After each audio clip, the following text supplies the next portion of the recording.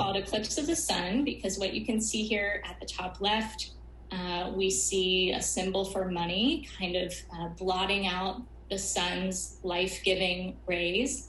And we see a group of men gathered around a table.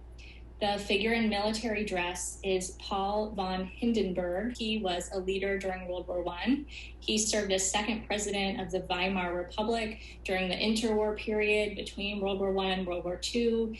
It's this period that gives rise to Adolf Hitler.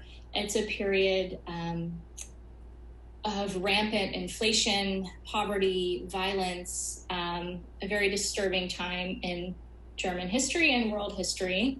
And a lot of that is what Grosz is really skewering in this image.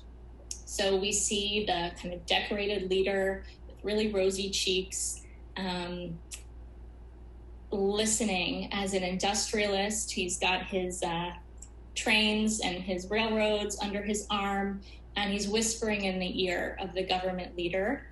Surrounding the table are mindless bureaucrats who are not, contributing in a productive way to countering what's going on. And we also have a donkey on the table who some scholars think is meant to represent the German people. His eyes are covered with blinders, which have an eagle on them. And so the idea here is that maybe people can hear everything that's going on. The information is out there, but they deliberately don't want to see, to react, to counter this period of corruption and violence. At the lower right, you can see the youthful figure of a face, someone who is imprisoned and stepped on.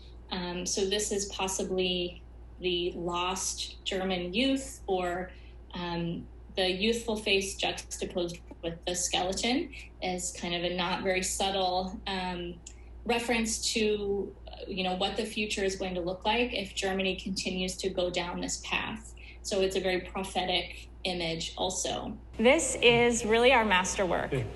Grosz settled with his family in New York City, but eventually moved here to Huntington.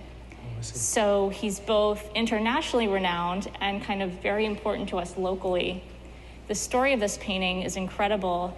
It was considered lost for decades. It was discovered in the garage or attic of someone in the community who brought it to the attention of Eva Gatling, who was a very visionary director that we had in the 60s. And so she started a community fundraising campaign where hundreds of people, area people, and including children who donated their lunch money, everyone chipped in so that we could have it on view here at the museum.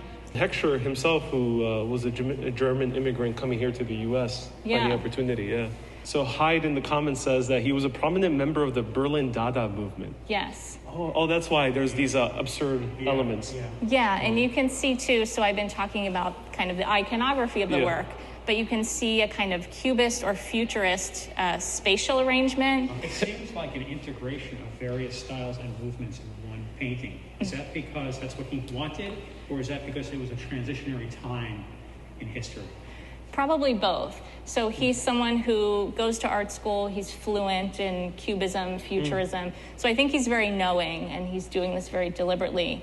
But this is a pioneering work, I think, to marry that political or social commentary with these avant-garde methods of representation. Oh, fascinating. All right, let's continue.